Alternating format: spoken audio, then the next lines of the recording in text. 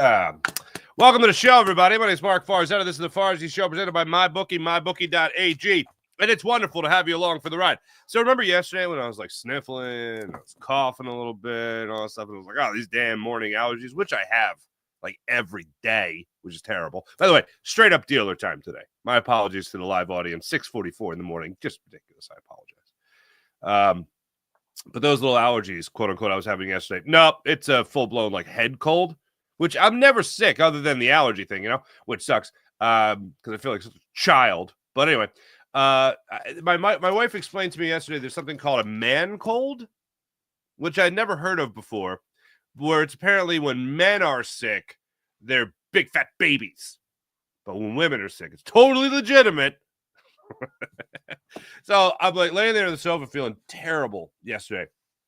And just, I know it's going to be like 36 hours. That's generally speaking how long I'm sick. So I'll be out of this in another like 12 hours. But it'll be back to 100%. Probably be at Costco picking up stuff, having myself a grand old time. But anyway, I am not feeling good yesterday. My wife comes to me. She's just like, you're not feeling good? I said, no. She goes, can you get the Christmas decorations out of the crawl space? And I'm like, look at me. I'm hideous. I can't do anything right now. And then I realized, and then she's like, oh, man cold. And I'm like, hold on a second. Is a man cold when I'm too sick to do anything else that you want me to do? Is that what it is? Because if you're sick, lady, I cater to every need, anything you need. And then later in the day, she was like, can I get you some Advil or something? Like, there you go. Yeah, exactly. So yeah, I figure I got another like 12 minutes of this, or 12 minutes, I wish. About 12 hours of this, and then I should be back in tip-top shape, ready to go. I should be as good a shape as Philadelphia sports teams, really. Sixers won their second in a row last night. The Flyers have won 3 in a row, going for 4 tomorrow night. That'll be fun. And the Philadelphia Eagles, of course, have won 8 in a row. So things are pretty good in the Philadelphia sports scene all of a sudden. Sixers get the victory last night over the Hornets, which was great. They almost blew a night. They did, in fact, blow a 19-point lead to trail by 1 with about a minute 30 left in the game. And then Tyrese Maxey's like, all right, haven't been able to throw the ball in the ocean the whole game, but guess what? I gotcha. Now, Maxey was doing some great stuff throughout the game, just not shooting. Everything was pretty damn good from Tyrese Maxey, defense included, and shooting not so much. But then he scored the final 11 points for the Sixers. 11 of his 21 points came in the fourth quarter, late in the fourth quarter, with about maybe 5 minutes left in the fourth quarter, as a matter of fact, when the Sixers needed him the most. And he rallied to shoot 7 of 8 from the free throw line to help ice the game, including forcing a turnover at the top of the key and then getting fouled to go to the line. And again, help ice the game for the Sixers. Paul George was great throughout the game last night.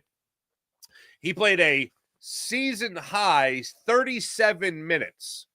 So that was good. Nick Nurse, before the game, was talking to the media. Actually, it was Keith Pompey that asked the question before the game. Hey, any update on Joel Embiid? And Nick Nurse, I swear, I don't do a Nick Nurse impression yet, but Nick Nurse was more or less like, so the question was, hey, anything with Joel Embiid? Anything that could be going on there? Any update on Joel Embiid? And Nick Nurse was like, who? Who are you talking about? Joel? Is it Joel Embiid? Who's that? That was more or less the reaction. To which he capped off with, ask me after the game. Well, I have his answer for after the game. And it looks like he said he wasn't going to rule him out, but I'm not expecting Joel Embiid to play. Because if Joel Embiid's going to play, it's going to be with some great, fanfare, where there's going to be a little bit of a build-up, a little bit of anticipation. It's going to be a little bit of a show. And I don't think it's just all of a sudden going to be like, oh, he's in the lineup tonight.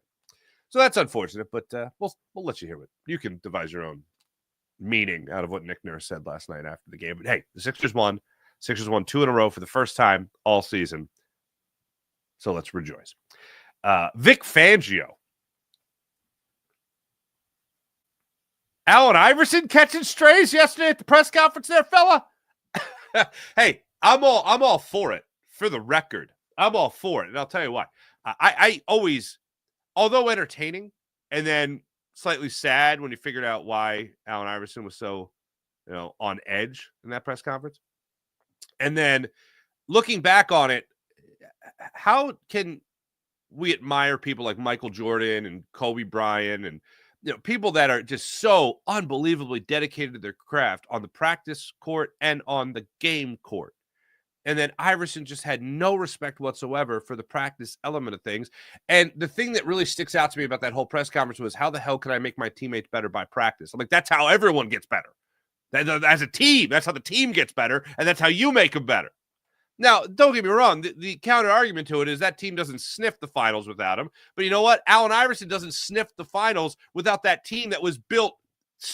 There's never been a team that was more drastically built to suit one player than that 2001 76ers team. All right, AI. We understand you're going to shoot like 35 to 45 shots a game. So we're just going to surround you with guys that play some pretty good defense and maybe a couple of guys that can hit a mid-range jumper. That's what we're going to do.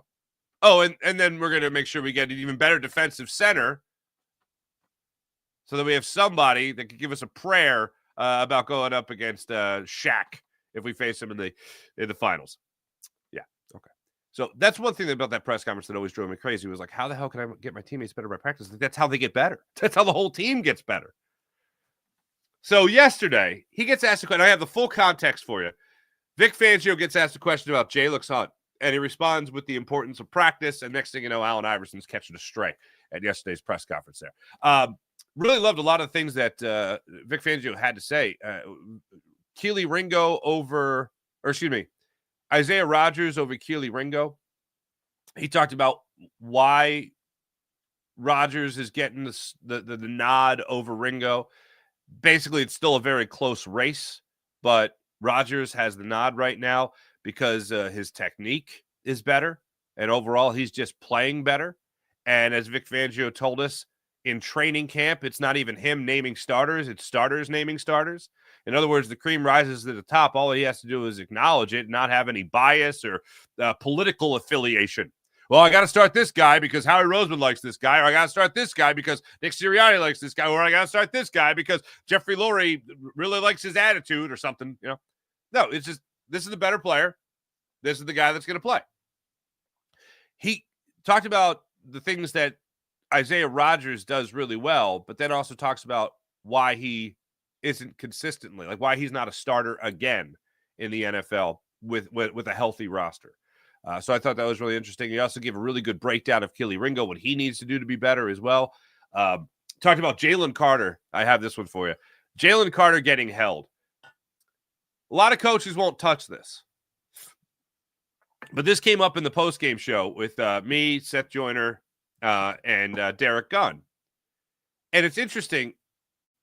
Nick Sirianni does not reveal what he has sent to the league to review and to get what's the word they always use? Clarification on. So that we have a better understanding of how to execute these plays in the future. Can you give us a better understanding? Can you explain to us why this isn't a hold?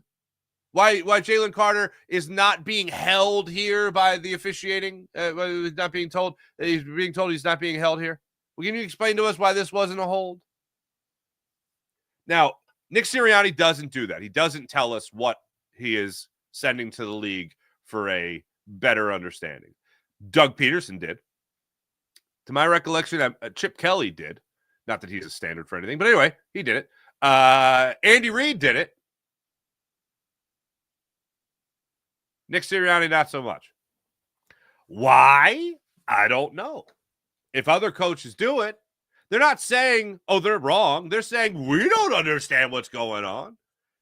So Nick Sirianni won't answer this question. So yesterday, Vic Fangio got asked a question about Jalen Carter. I think it was Dave Zangaro, NBC Sports Philly, like, hey, what does Jalen Carter need to do to get those calls? And Vic Fangio is like, I'm open to ideas. So he gives you a little bit of honesty on that. Also talks about why he wanted to come back and coach here. He was asked specifically about Jalen Carter and Jerome Brown. Now, recently, I saw a friend of the show, Mike Golick. He was on with Dan Patrick, and he jumped on it. He jumped on the opportunity when he was asked about, hey, this Jalen Carter guy, does he remind you a lot of that Jerome Brown guy you played with there in Philadelphia? And Mike Golick was like, yep, like absolutely. He was like, he plays on the other side of the line of scrimmage, just like Jerome Brown did. He plays on the other side of the line of scrimmage every single play, just like Jerome Brown did. Like, he went off. Like, he was just, oh, this guy's great. He's great. Jalen Carter's been fantastic. And what was really interesting about it was they were talking about the MVP conversation. And I got into this. It was after the Commanders game. I brought this up on postgame. I'm just talking about MVPs of the Eagles. And I forget who said Saquon Barkley, but absolutely it was Saquon Barkley. That conversation, it was about just MVPs of the defense. And Seth Jordan, I think, went with Zach Bond. Gunner went with Quenyon Mitchell. And my thing was Jalen Carter. And yesterday, I think it was on the Dan Patrick show. I think it was yesterday's Dan Patrick show, where they were talking about MVPs. And Dan Patrick said, this will never get it. But one guy that has really changed the landscape of the Philadelphia Eagles is Jalen Carter. And he didn't go into detail on that. He just talked about how great he played, then set him up for the Jerome Brown question. But my thing is, Vic Fangio, after the Tampa Bay Buccaneers game, talked about how easy it is for offensive players that when they have a huge gaping hole in the middle of the offensive line or in the offensive line at the line of scrimmage, and they got a running back running through, how impossible it is for anybody, even the linebacker position or the secondary, to come up and get a good angle to make a tackle. So you're going to have missed tackles galore. Missed tackles galore if you're not doing your job on the defensive line. So then after the bye week, what do you have?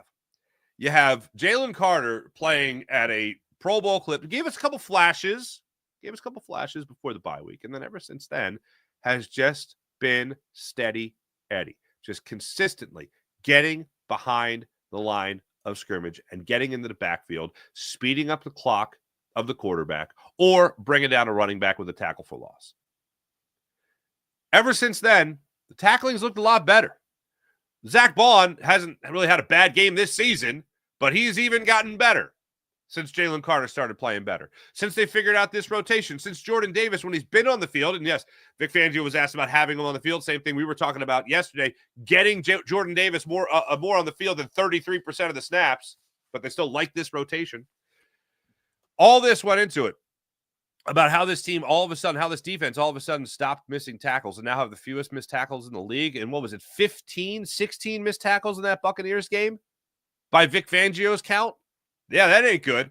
And then all of a sudden, Jalen Carter starts playing bananas on the field and goes crazy and starts taking care of business left and right. You can also bring up Cooper DeJean, since, they haven't lost since he's been a starter for this team, started at the nickel position. But it was pretty wild. But yeah, you get to the conversation about whether or not he's Jerome Brown. I also hate comparisons because people never hear, oh, he's kind of like, or he's like. They never hear like. All they hear is. That's all they hear.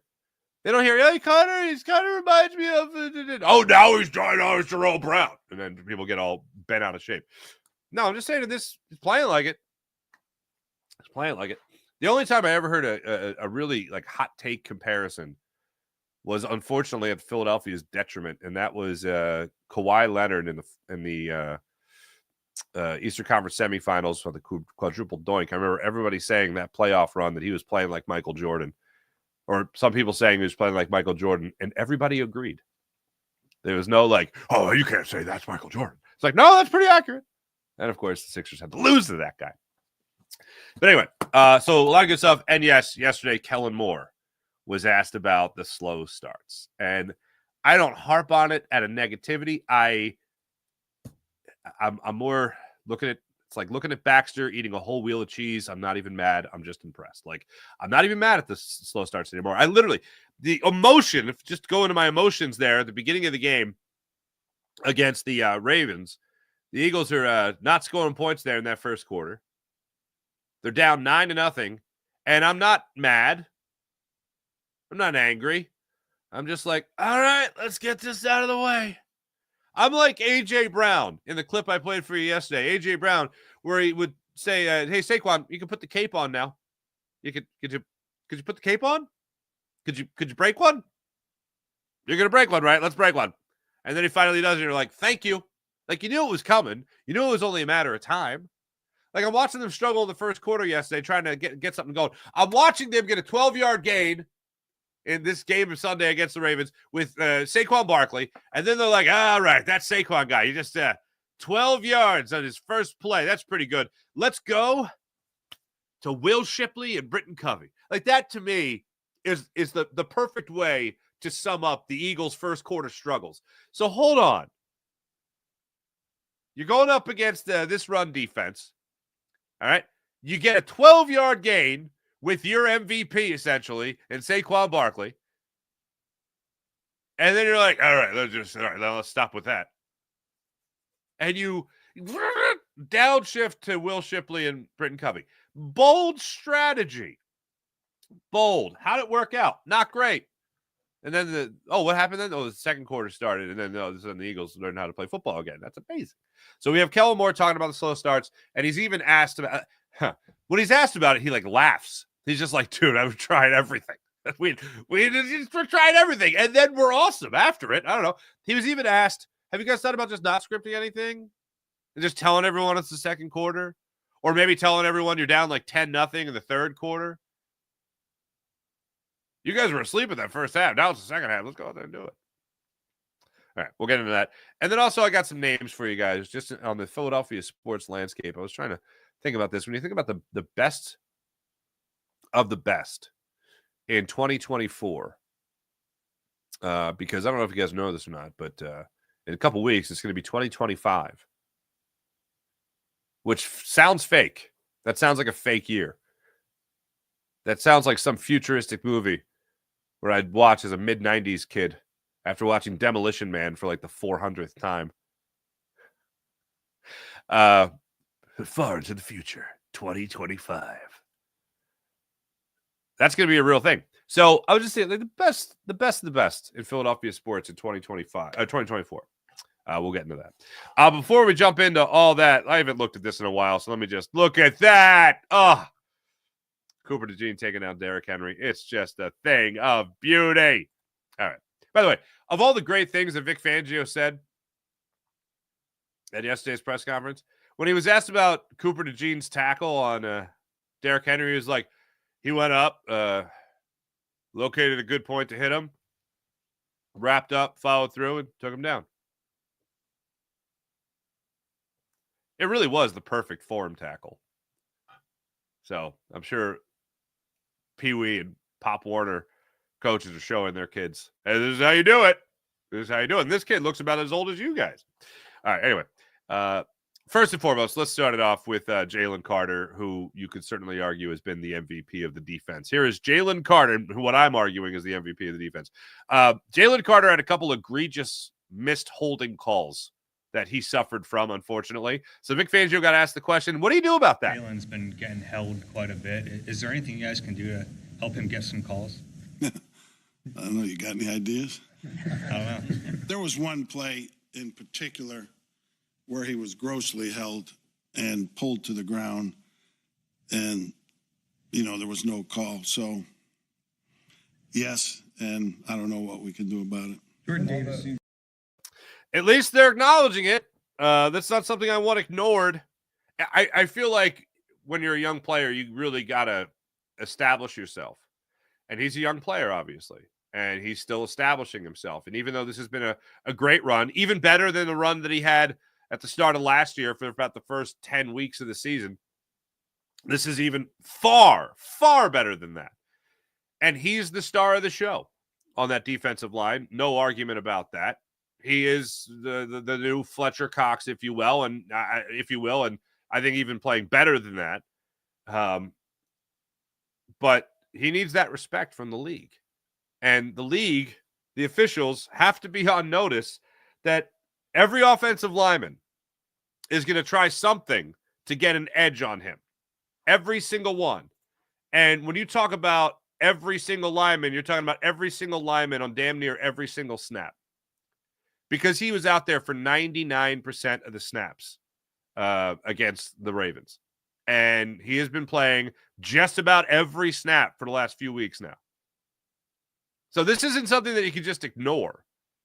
Hey, look, how are they going to stop him?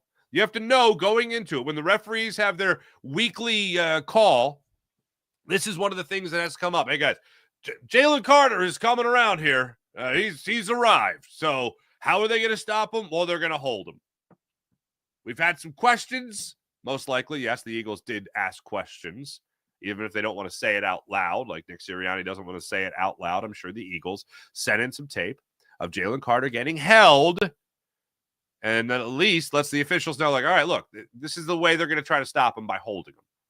We got to do something about it because that's against the rules that we're supposed to be enforcing. So hopefully that happens, and I think Vic Fangio at least being asked about it and then answering it somewhat honestly, I think that's at least a good indication that the Eagles at least sent something into the league. As far as the thing that went viral yesterday, I'll give you the full context, and I absolutely loved it. I'll give you the full. So here he is talking about the practice. If you haven't seen it yet, here it is. I talked to you about Alex Hunt, if he was ready for those extra reps, and you said, we'll see. You saw, what did you see? Some good, some not so good. Now he's at the point where he's got to improve and build on that. It's a process. The more you practice, the more you play, you get better, in spite of what Allen Iverson ever said. Okay? So, and some guys, personnel guys around the league, they think, hey, this guy can do it. Just throw him in, and they expect him the finished product. You never have the finished product with a young player until they get enough practice time and playing time. Damn, Vic. A Philadelphia sports legend, icon, hero, Allen Iverson, catching strays at yesterday's press conference. I agree with him. And I think every single coach that watched that Iverson press conference now 23 years ago, thought the same thing. What was I saying? Are you poo-pooing practice, AI? First off, let's not act like that was ever a surprise to anybody. We all knew that Allen Iverson didn't give one rat's ass about practice. But it kind of helps everybody when everyone's on the same page and everyone's working. And when you look at guys like Kobe Bryant and you look at guys like Michael Jordan, those guys, they weren't practices. Those were other games. And my old friend, the late, great John Smallwood, swears that people came up to him, to John Smallwood, and said, like, Allen just never got it. Just never got it. And as good as he was, he could have even been better. And I agree with that part of it, because if he's showing up in practice, he's getting better with his teammates, and overall they're becoming a better team. Instead of the same thing every single night, maybe somebody else gets trusted. Take some shots. But no question, that's where you get better. You're not getting better just by playing games. You're getting better by practicing. That's what it is. That's why it's there. That's why Kobe and Jordan invested, and so many other players invested so much in it. So, yeah, if there's one thing you could look back on with AI and be like, maybe you change that. That would probably be it. But the way Vic Fangio is talking about it, he's not talking about it where Jalen Hunt is going to be an Allen Iverson level basketball player. He's talking about Jalen Hunt just becoming a worthy NFL player. And he acknowledged good plays that he had a half sack in this game. He acknowledged good plays that he had. He acknowledged some bad plays that he had. But nothing's going to improve until practice. And then he gets asked about Jalen Carter again later in the press conference, when he's asked about Jalen Carter taking steps forward. And he's like, well, he practices and he improves his technique. Again, that's where practice comes into it. Jalen Carter doesn't get to the level that he's at now. He doesn't get this national attention that he's getting now without putting in the work at practice. Just like anything else. I tell little toots now, kindergarten, It's not about you getting better in school. You're going to get better in school by working on it more outside of school. Like, that's how you take the next step forward. It's not just doing what you're doing in the classroom. It's what you're doing away from the classroom. That's where you really start taking major steps forward. And then literally to hear that almost verbatim from Vic Fangio, like a week after I told my daughter that, I just started laughing out loud. But that's where you're getting better at things. And to see a guy like Jalix Hunt and to see a guy like Nolan Smith get talked about in such positive light is a wonderful thing. And even beyond what Vic Fangio was saying about these guys and what his expectations and what they could achieve if they work at it, Lane Johnson last week, when he was asked about guys stepping up, this is going to be on repeat in my brain for the rest of the season. When Lane Johnson was asked about guys stepping up to, I hate to use the word, but to replace Brandon Graham, he talked about Nolan Smith's strength, Nolan Smith's speed, Nolan Smith's ability to improve. And then he talked about, and you know what, though? If you're looking for somebody to make some exciting or electric plays, Jalix Hunt's the guy to do it. And I was like, well, what? We've barely seen Jalix Hunt. Nolan Smith's been playing a lot better since the bye week, too. Where's this coming from? And then what happens? Jalix Hunt ends up getting credited for a half sack. How about that? You know what? One thing I didn't look at was he played 49% of the snaps. Not too shabby. Getting praise like that from a veteran, one of the best right tackles, if not the best right tackle in the game, that's pretty special. Now, a couple questions later, Vic Fangio got asked about, hey, you just made a Philly reference there. Does it give you a little extra added pleasure when you have success in Philadelphia? And here's how he answered it. Affinity for this place? Yeah, I mean, I think you guys know I grew up a Philadelphia big-time sports fan, so that was a big part of my motivation to come back here. And we tried to do it a couple other times throughout the years, but it never timed out right. And, yeah, it brings back a little satisfaction. Is that why you favor Kelly Green? Kelly Green? No, it was hanging in my locker, so I put it on. Like typically at practice, you're the Knowing lone, the history you're the of lone what guy. you do is Yeah, I really like that Vic Fangio guy. I had a concern. It wasn't necessarily a worry, but it was just like, okay, of all the things that could go well, what are some of the things that could go wrong? And my thought was, all right, not knowing how big a sports fan, Philadelphia sports fan Vic Fangio was. All right, Vic Fangio, so he just had this job in Miami for a year. Are the Eagles his number one choice to work because of geographical location to his family? If so, that sounds like a pretty cush retirement gig. So that was a concern. And things were hitting the fan in Miami. We were hearing bad things about Vic Fangio in Miami. We had seen bad things from the Vic Fangio defense, quote unquote, run by Jonathan Gannon, Sean Desai, not so much Matt Patricia, but Matt Patricia's in there as well. Should we be concerned here? That would be a little concern. Not necessarily a worry, but a little concern. And then we see it come together. But my positive take on it was, okay, hold on. We've seen the cover band of the Vic Fangio defense for 3 years now. The cover band, it's not that good. They do some things, but it's not as good. Then we get the original. You know, we don't get, what's the Beatles? Rain? The Rain, right? We don't get the Rain. Now we have the Beatles. Now we have the actual Beatles. They're pretty damn good. They're really good. Number one in the NFL, good. And young players or very inexperienced players are flourishing in the original act. That is the Vic Fangio defense. And he's honest without being egregious. Like some coaches, you could hear him talk about players and you're like, all right, you're just trying to puff your chest out. Like, dude, whatever. But when Vic Fangio talks, like for instance, the difference between Keely Ringo and Isaiah Rodgers, it's eye-opening because it's not egregious. It's not like, well, Ringo sucks and Rodgers is great. No, he's just like, yeah, we both got stuff to work on. Rodgers in this regard, Ringo in this regard. But, you know, right now Rodgers has the edge. Like, it's a fair assessment. And you get the vibe that he's not telling anything to you that he hasn't already told these players. Like, do you think Keely Ringo is like, gee, why am I not starting? No, I think he's told why he's not starting. So I absolutely love that. And I think every coach should have a little bit of Vic Fangio in him when it comes to how open and honest they are. Without being egregious, without trying to be like, I got to be a hard ass here and tell someone tell people why this guy sucks. No, it's just like, yeah, this is what he's got to work on. Fortunately, I'm his coach, so we're going to work on it. So really love a lot of things that came out of that press conference yesterday from Vic Fangio. And as good as Saquon Barkley has been, I referenced this yesterday. I've been referencing this for a while, but just look at this. Like, where would the Eagles be without the acquisition of Saquon Barkley and the acquisition of Vic Fangio? Where would they be? Would the linebackers be playing? I'll tell you this. If Vic Fangio wasn't here, Zach Bond wouldn't be playing at a Pro Bowl level at the linebacker spot. He'd be turning heads as a special teamer and be like, wow, he's a great special teamer, without any idea, like the rest of the NFL, like the Saints, for instance, that he could play this well as an off-ball inside linebacker. Go figure. Vic Fangio knew.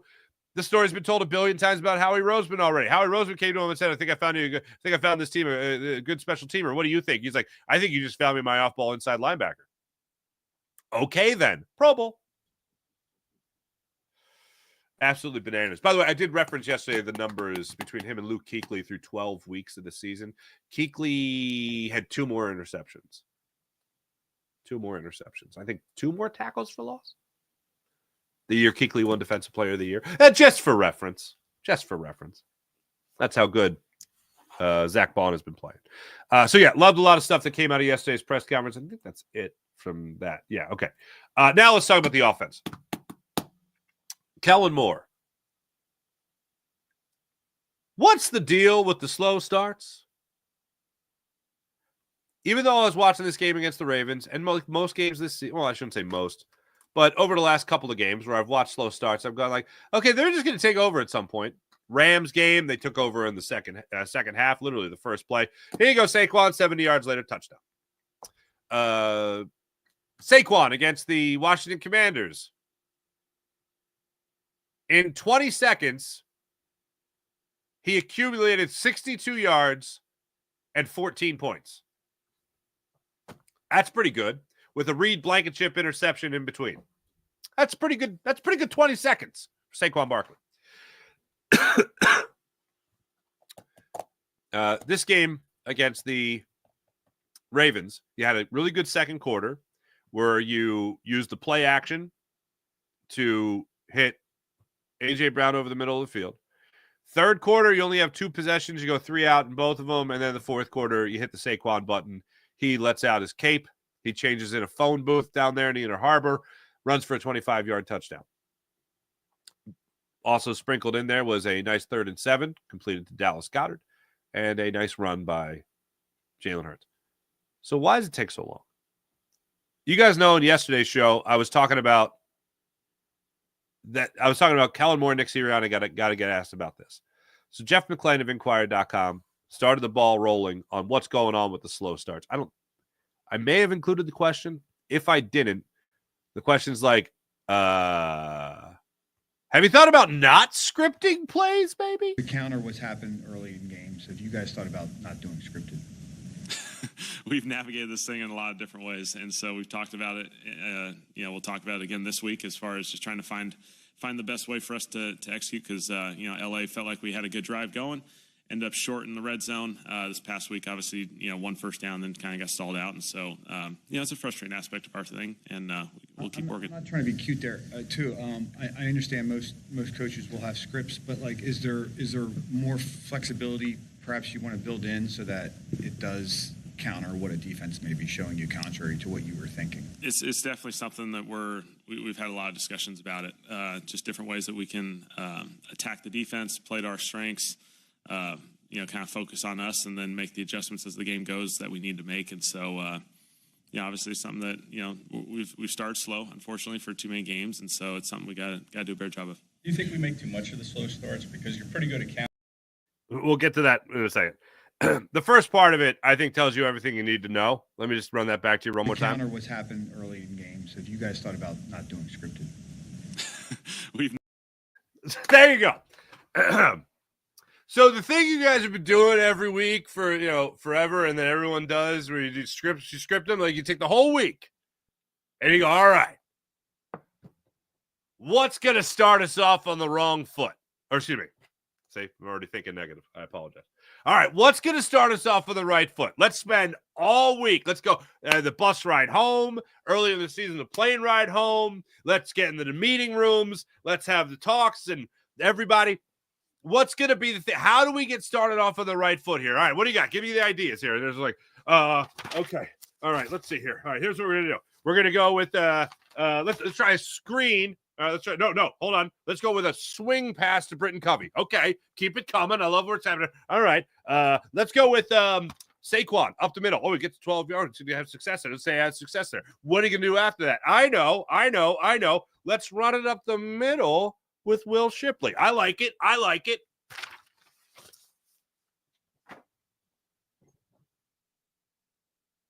How do you spend all week and all the research, all the numbers, all the scouting reports, and go, this is going to get us started off on the right foot? And then every time it's terrible. Oh, the hell. And when I don't think he's laughing out of it's funny. I think he's laughing as like, yeah, we kind of throwing our hands up in the air. Like, it's just not what we do. If you're looking for us to be up 17-0, that's not happening after the first quarter. We're not doing that. What we do is, I don't know what we do in the first quarter. But second, third, fourth quarter, we tend to be a pretty good football team. Second half players. We wait for our offensive line to just beat the crap out of their defensive line. And by the third quarter, end of the third quarter, and through the fourth quarter, they're just like, I got to still go against Lane Johnson. I got to still face this Jordan Mailata guy. And then I got to get bowled over by home DIY project Landon Dickerson. Good Lord, this Mekhi Becton guy is doing a tackle. Now all of a sudden he's a guard, and now he's just steamrolling me. Cam Jurgens is not Jason Kelsey, but somehow he's putting me on my ass, and he's still getting 15 yards up the line. Upfield, not up the line. Upfield, blocking me. And then Saquon, and all that is for Saquon, who did it basically by himself with a wet paper bag offensive line in New York, and now he's got one of the best offensive lines, actually second rated by Pro Football Focus in the NFL. Yeah, it sounds pretty exhausting. It sucks. For every other NFL team, for every defensive line out there, sucks to be you.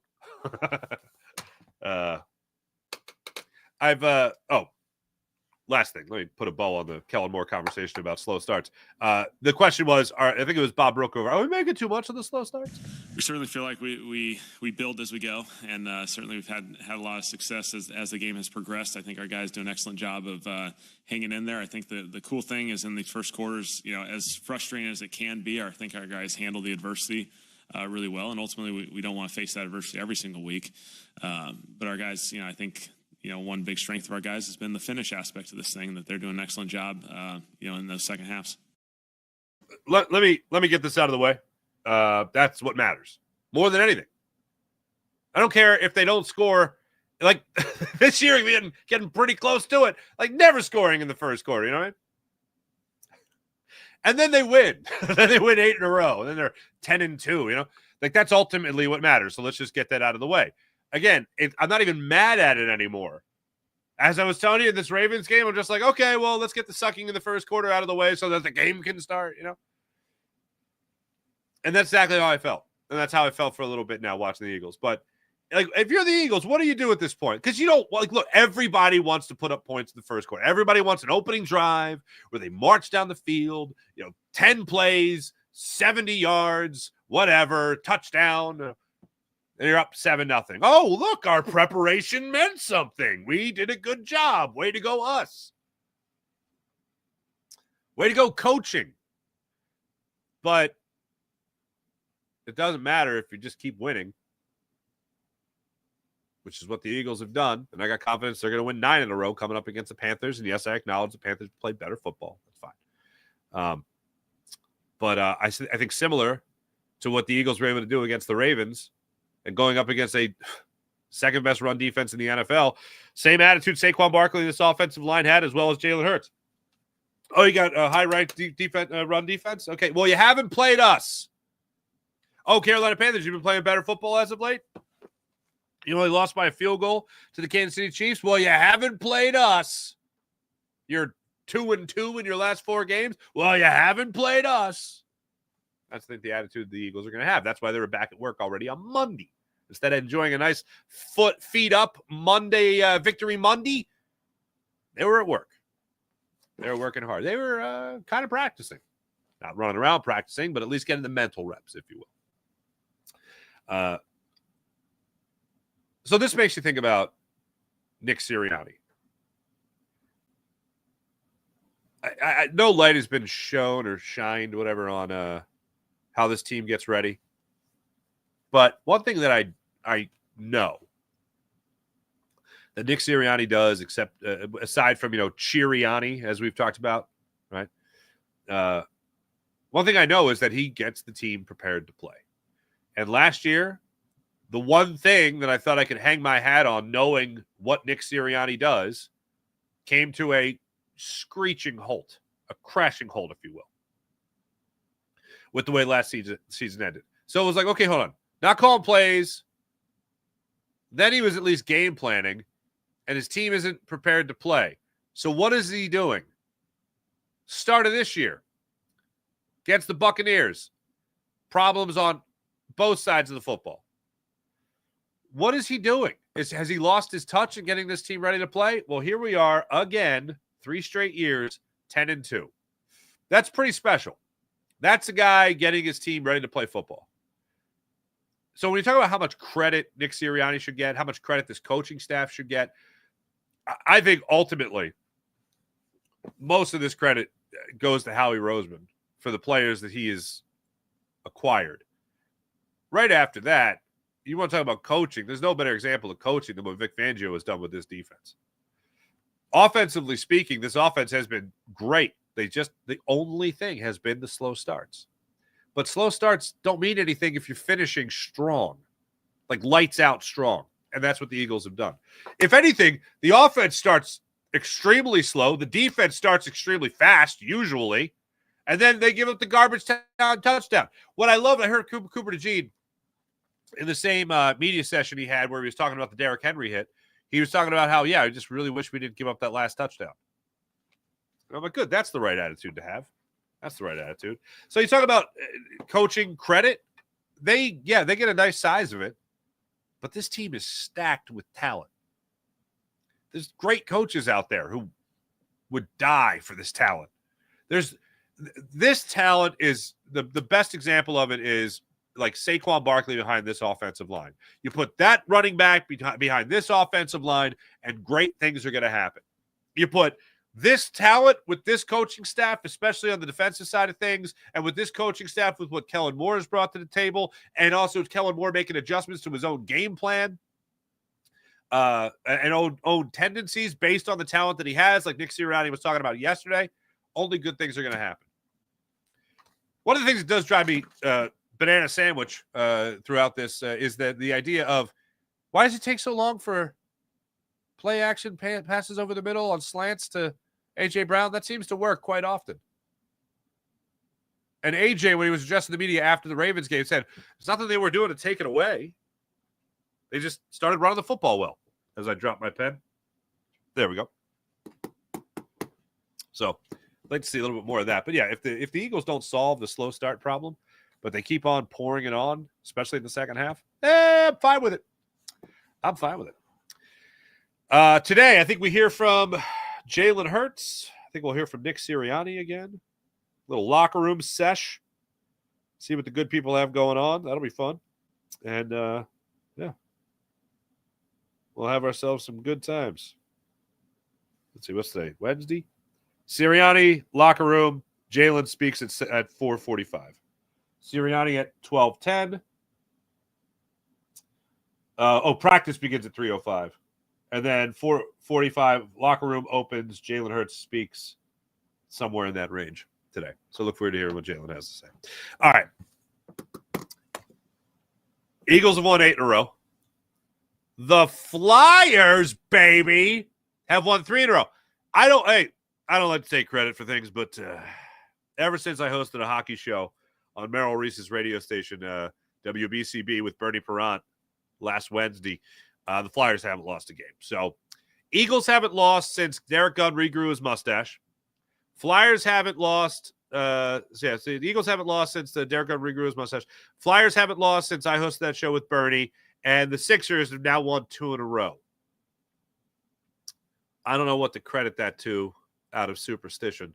But anyway, the Sixers, for the first time all year, have now won 2 in a row after winning. They beat the Pistons on Saturday.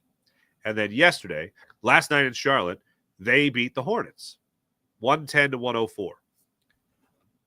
Tyrese Maxey, speaking of struggling early, could not throw the ball in the ocean from a boat in the first 3 quarters of this game. Then he scores the Sixers' last 11 points of the game, scoring 11 of his 21 points in the fourth quarter, goes 7 for 8 in the fourth quarter. In the final 4 minutes, I think it was, from the foul line to help ice the game for the Sixers' second consecutive win. Paul George, great for about 3.5 quarters in last night's game, including him and Brandon Miller having a 3-for-3 competition there in the early fourth quarter. Sixers led by as much as 19. And this is all with Gershon Yabusele as your center. Adem Bona getting 14 minutes, I think it was last night. Adem Bona, 14 minutes, 6 points as a center last night for the Sixers. Gershon Yabusele, 12 rebounds, the most he's ever had in his career. 7 defensive, 5 offensive for some nice second chance points. So the center position was at least pulling down boards last night for you. Like I said, Paul George was great, really, throughout the game. A little cold, bad turnover there with about 1:30 remaining in the fourth quarter. But the Sixers were able to right the ship. But all in all, when they needed some big players to step up, like Tyrese Maxey, they stepped up. Jared McCain, last night, after going 2 for 21 in his previous 2 games from beyond the arc, steps up to go 3 for 4 last night, chips in 17 points, came into the first quarter and scored. He came in off the bench. And in 3 minutes, I think he scored 7 points. And then he ended up scoring a total of 7 in 4 minutes played in the first quarter on his way to 17 points. He had a big steal. He was aggressive. At one point, Nick Richards for the Memphis Grizzlies, for the Charlotte Hornets, after McCain put up a great layup that included a fake pass over Nick Richards. He's driving on Richards, fakes the pass across to KJ Martin, goes right up for the layup, and he, instead of passing it, he goes up for the layup and he hits it. So he starts going back on defense, and out of nowhere, Nick Richards puts a shoulder into him. 2 things I was watching for on that. How is Jared McCain going to respond to that? How's the team going to respond to that? Team, nothing. Jared McCain just went, like gave them, what the hell was that kind of thing, and then just kept playing some pretty great basketball. By the way, your Eastern Conference Rookie of the Year, or excuse me, Rookie of the month of November, Jared McCain. Not too shabby. All in all, Sixers get the victory last night, 110-104. They now play 2 games in South Philly, both of them in South Philly, against the Orlando Magic. As far as Joel Embiid, as I told you in the show's open, Nick Nurse was asked by Keith Pompey of Inquirer.com, as well as Locked On Sports Philadelphia. Make sure you like and subscribe to Locked On Sports Philadelphia. Keith Pompey was asked Nick Nurse, hey, any update on Embiid before the game? And Nick Nurse was like, duh, who? And then he ended it by saying, ask me after. So he asked him after the game, and Nick Nurse talked about Paul George playing a Sixers high, so a season high 37 minutes in this game, and matching his season high in points with 29, how Paul George is going to do and how Joel Embiid is going to do, being that it's a back-to-back. After they play last night, they play again tonight against the Magic. Here's Nick Nurse. Playing tomorrow? Yeah, I mean, listen, first off, we'll check on Paul and see what his status is as well. We'll check on Joel as well. I don't have any real update for you. Don't expect him to play tomorrow, but I wouldn't rule it out yet either. I'm ruling it out. I don't know what the deal is going to be with Paul George. But something tells me if Joel Embiid's going to play, there's going to be a moment of, like, anticipation. It's not just going to be like, oh, Joel Embiid's playing. Look at that. He's out there. I don't think that's how it's going to go down. I think it's going to be, if he plays at all, it might be the second game of this series, this 2-game tonight and Friday night against the Magic. That's the way I see that one playing out. But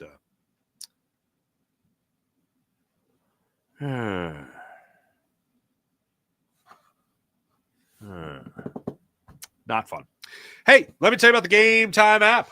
Download the Game Time app to your phone. Create an account. Use promo code Farzy. Get $20 off your first purchase. Oh, no, it's not just for games. It's for concerts. It's for comedy shows. And, yes, of course, your favorite sporting event as well. So you want to go and experience the thrill of Tyrese Maxey, Jared McCain, and Paul George? Game Time app has you covered. You want to go see a concert or a comedy show? Game Time app has you covered. Download the app, create an account, use promo code Farzy, and get $20 off your first purchase on the Game Time app. They have a Game Time Picks feature as well, which saves you time. It cuts the brass tacks, gets right down to brass tacks. That's what it does. You know what it does?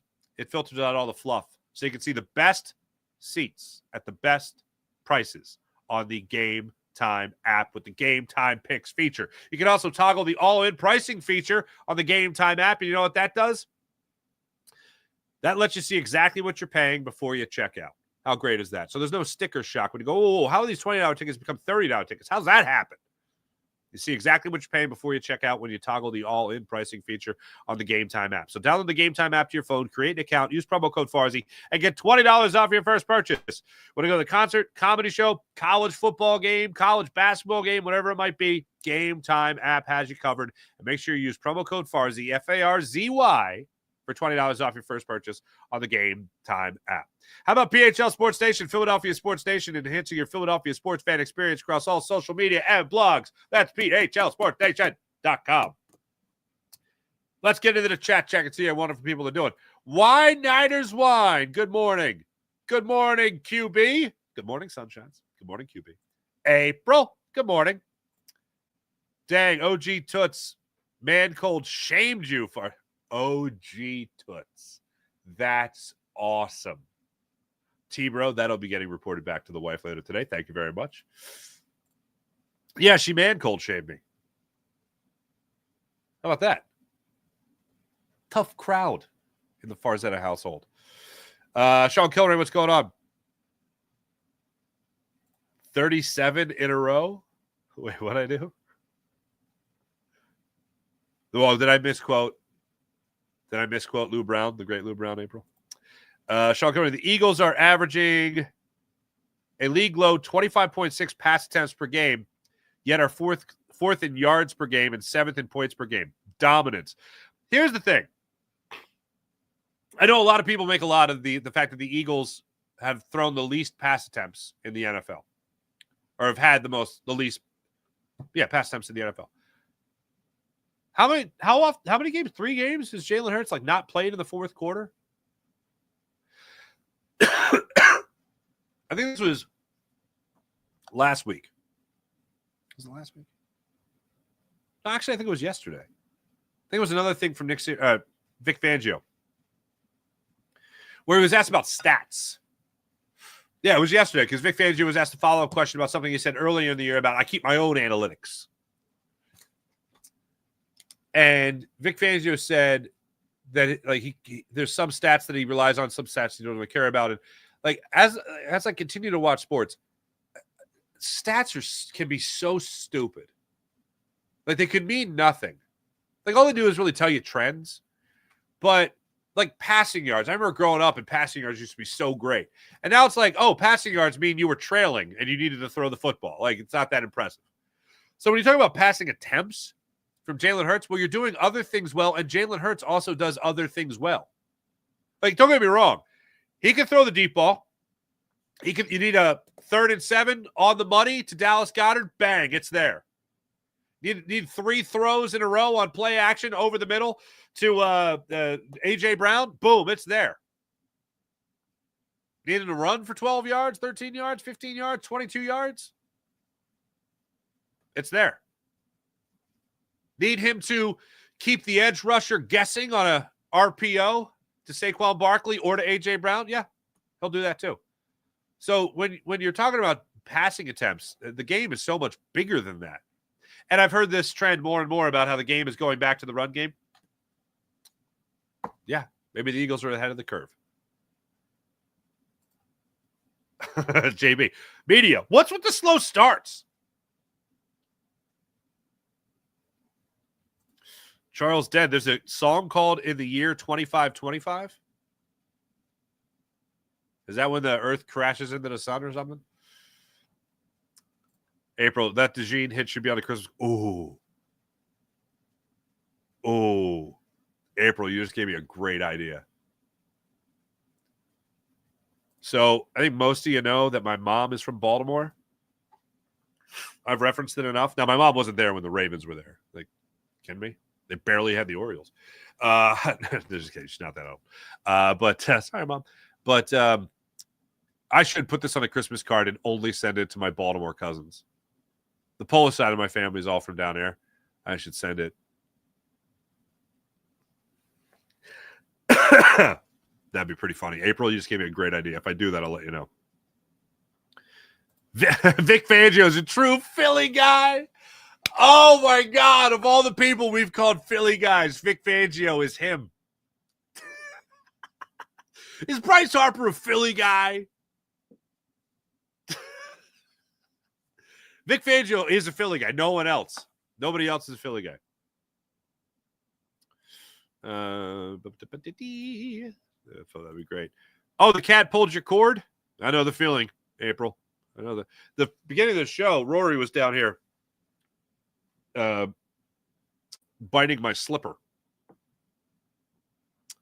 Kittens. Anyway, JK ignore me, a kid. That's right. Sean Gillespie, hello. Good morning. JB, all I can think about is Jack Black kicking Baxter off the bridge. So, was it Adam McKay? Yeah, it was Adam McKay doing the interview. I heard him doing an interview where he talked about how when they tested Anchorman, the scene where Baxter comes back at the end of the movie wasn't in. Like, that didn't exist. So the audience, it tested terribly with audiences, and they're like, "Why? Why did it test awful with audience?" And the executives were like, "Hey, idiots! You killed a dog." And they're like, "What?" But it was funny. It was like Jack Black punting him off a bridge. They're like, "You killed a dog." They're like, "All right, let's shoot the scene where he comes back," and that saved the film apparently. Vic Fangio, true Philly guy. Why Niners wife 12, 10, and 3 Flyers. Yeah, they're great. Kyle Wright, cover band suck. Damn right, Kyle. See, you and I are on the same page. Matthew Peters, hello. What's going on, brother? Vic did say he hopes this is his last spot, so who knows how long it's going to go. That smile at the end, though, right? Yeah. Sean Kilrain, Eagles defense leads the NFL, giving up just 13.4 points per game. They led the NFL giving up 241 yards a game, 148.5 passing yards a game, 30 sacks, 15 forced fumbles, and 44% 3-and-outs. That sounds pretty good to me. Kevin B. Metaphorically, the Eagles front office is like the liberal progressive. Do I want to go here? There's the crusty conservative like Fangio to keep it in check. We don't talk politics on the program, but that's funny. Bam Bam 100 was skeptical of Fangio because of how his acolytes worked out. That's good. Or didn't. Over the past few seasons, I'm a believer now. I mean, how could you not be? Proof's in the pudding. Matthew Peters, at this point, I think the slow starts are just all set up plays for the second quarter. Oh, okay. So this is the boxer analogy.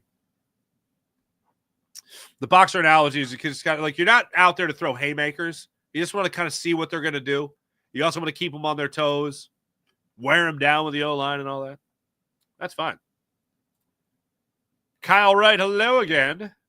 Nick Nurse is going to drive me insane with his decision rotation. Lowry doesn't see the floor with any other organization in the league, yet Philadelphia. By the way, somebody mentioned this. I thought he started the fourth quarter. Did Jared McCain really not get on the floor in the fourth quarter? Because him not starting, I think, is a way of Nick Nurse trying to take some pressure off him. I think it's also him not wanting two small guards out there on the floor. Yeah, Jared McCain played in the fourth quarter.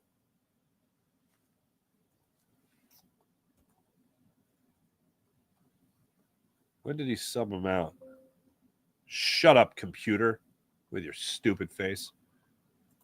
When was it? 8:33. Oubre comes in for McCain, and that was that. Yeah, I think with two centers, with Andre Drummond being out, obviously Joel Embiid being out, I think they didn't want two small guards. They needed somebody to rebound. And Oubre is certainly going to rebound. Jared McCain is not. Adem Bona wasn't getting a lot of minutes in that fourth quarter. Yeah, he didn't play at all in the fourth quarter. That was Gershon Yabusele. But yeah, Kyle Lowry, I understand the leadership thing. The one guy I just don't understand at all is Ben Gordon. I'm out. I didn't understand it when they brought it in. I don't understand it now. Kyle Wright, his response to it should be telling, having seen him deal with the Harden situation. Yeah. Big Chris, what's going on? All I wanted is a top 10 defense. This is a shocker.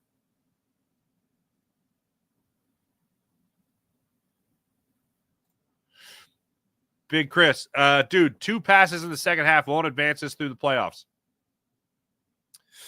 Yeah, but like, it's not like Jalen doesn't have that. And if the other option is Saquon Barkley, it will advance you behind this offensive. Like, what's the most dominant thing? What's the most dominant thing? Not even just in this team, but maybe the entire NFL. Other than like a jump ball to Justin Jefferson, I don't know if there's anything more dominant in the NFL than Saquon Barkley running behind this offensive line. So if you have that, you're going to use it. If the guys that are supposed to be catching the passes from Jalen Hurts keep on saying, well, you got Superman in the backfield, so let him out, I'm not as concerned.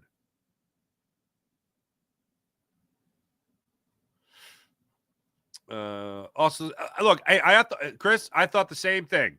Slow starts. My big takeaway from this Ravens game was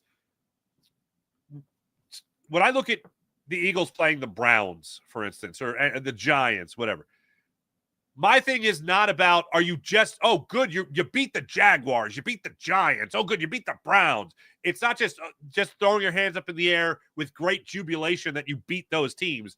It's, can you play like that against upper echelon teams? So then what happens? The Eagles face the Ravens, a team that could go to the Super Bowl this year. And the Eagles do the same thing they've done in every other game, which is struggle in the first half. And then what do they end up doing after that? They dominate in the second half. Or they dominate in the second quarter for a nice stretch, and they dominate in the fourth quarter. They did it against a team that is a true Super Bowl contender. So it gives me confidence. Gives me confidence they can do it in the playoffs. Grady, what's going on? Do you think BG comes back for one more? Yes, I do.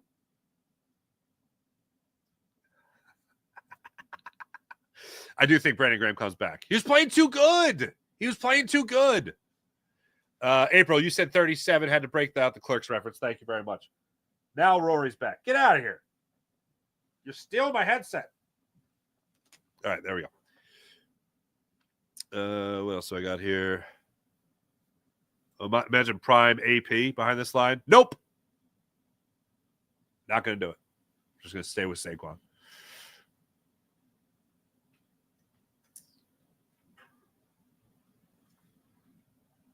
Is Hurts, I mean, I don't think they're weak links. I just think you have a clear cut. Like slot position, you're talking about the slot receiver? Because they'll run A.J. Brown in that slot, and he'll run that slant and then crush. But yeah, I think slot receiver is probably on the norm. Jesus, Mary and Joseph. Rory, take a walk. All right, anyway. I don't think Hurts is weak by any means, but the slot position, yeah, slot receiver is tough.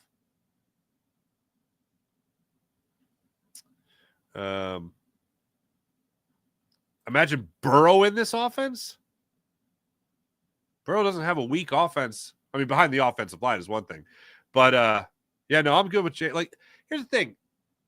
Jalen helps everything in this offense. Everything. If you need him to air it out, he can air it out. If you need him to throw it, he can throw it.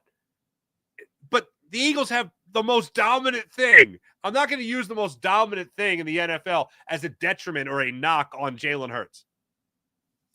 The only thing Jalen needed to stop doing was turning the football over at an alarming rate. And he finally did that. So that's a really good thing. But I don't look at him as a negative. But his ability to run, I mean, again, the thing I laid out before the season is imagine being an edge rusher and you see that mesh point happen in an RPO or in a zone read. And you're looking at it and you're going, oh, damn.